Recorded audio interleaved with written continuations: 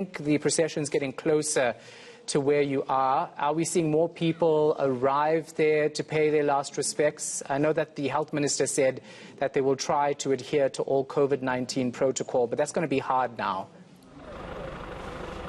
Yes, it's going to be hard, Shahan, but maybe to mention, just as maybe you can see, the Prince Mangosuthu Buthelezi is walking out from the Royal Palace. He's going to join other senior royal family members who are going to be here outside, as we understand that there are rituals that are going to be performed just before the body of the king enters the house.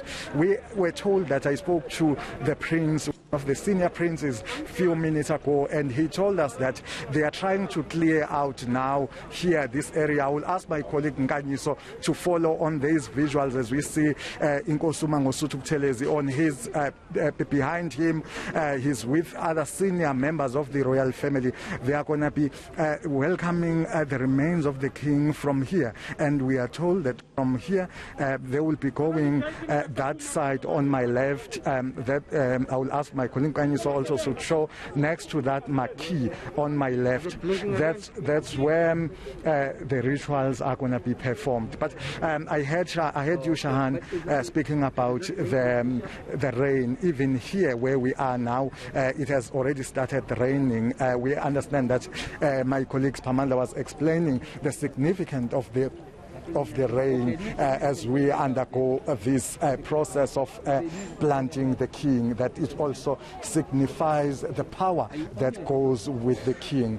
Yes, as you hear, these are the royal family members led by Inkosi Buthelezi, Prince Mangosuthu Buthelezi, who is also the traditional minister. I heard that, I just heard one of the princes also announcing that no one except us as the members of the media will be allowed to film any action that will be taking place here as we are waiting for the arrival of the remains of the king.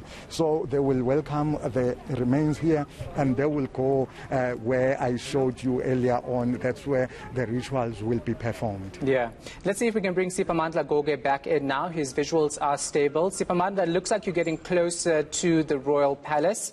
We've seen hundreds of people come out to the streets to actually line up and pay their last respects. Indeed, Shahan, and it's raining now. You can see our shot here. You will see that there's rain. The procession has stopped for now. We were in the middle of the road there where we saw Amabutho. Basically, the hearse has stopped there. They are paying their last respect, and the maidens are also there. We are about, I would estimate this to be 1 kilometer away from Waketo Mthandayo Royal Palace. This convoy at some point had to travel very fast, because I'm told by my royal sources that at least by 4 o'clock or by at least 5 o'clock, the remains of the departed monarch need to have entered the palace here. Traditionally and culturally, they will tell you that before the sun sets. So right now, what is happening, because it's raining as we speak, they are trying to make up for time lost.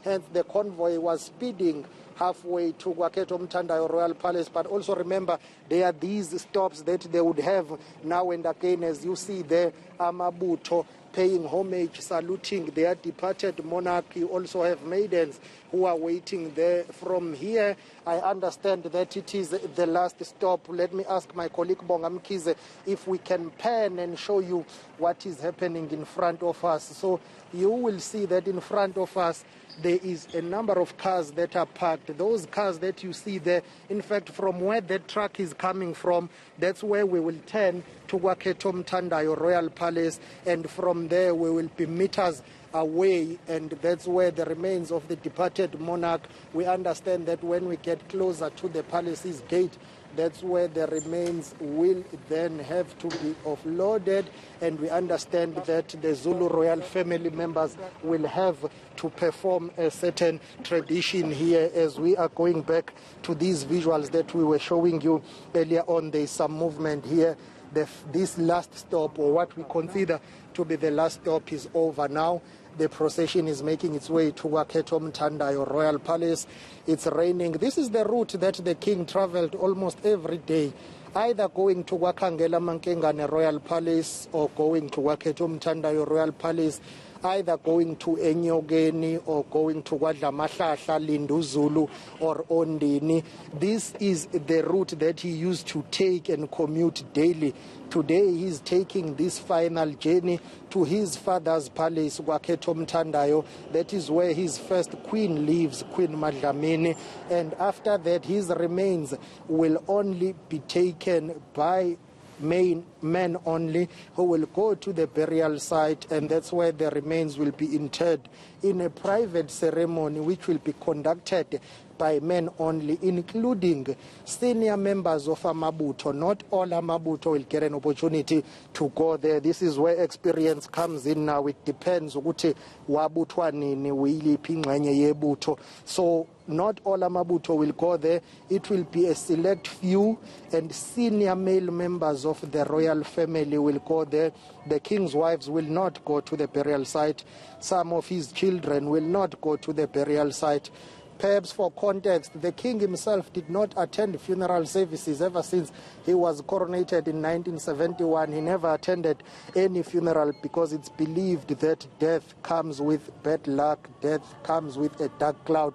So the throne needs to be pure, the throne needs to be clean. So the king couldn't afford to attend funerals. So many people, I remember him talking about that he has lost family members, siblings, and even children, but he was unable to go and bury them because of cultural traditions and practices. And the fact that he is the king, it's something that he used to say, once you become a king, your personal life goes away. You forfeit every right in terms of doing what normal people, quote unquote, would do. So today he is taking this final journey, going to Wakhetho Mthandayo, his father's palace. He grew up frequenting that palace because, remember, as our expert who was analyzing, that a person who usually becomes a king sometimes doesn't even live at the palace, and it was the case with this king. He grew up at Kwadlamahlahla. He did not grow up here at Wakhetho Mthandayo Royal Palace, but his father lived Wakhetho Mthandayo Royal Palace. I remember interviewing the king's son, Prince Nhlanganiso, yesterday, him telling me that his father used to travel to school and then come back, go to Kwadlamahlahla Palace, and then during weekends, then he would come to Wakhetho Mthandayo Royal Palace to visit his father. But then again, those visits were just social visits, and then after that, on a Sunday, he will have to go back to Kwadlamahlahla to prepare to go to school the following Monday.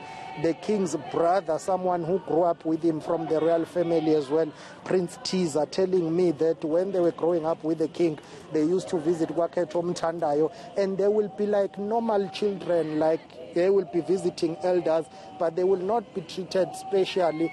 And the elders tried to make sure that they don't give out a hint that the departed monarch was in line for succession. So he grew up normally as the rain is coming down heavy now here in Guanongoma. Bonga Mkhize is doing a great job in showing you those live visuals there. As you see Amabutho there near the hearse carrying the remains of the departed monarch. Perhaps I'm sure we can get some natural sound here. If I can ask my colleague Uskara to slow down a bit so that we can get natural sound from the maidens that are singing here. Let us just listen to the song that they're singing.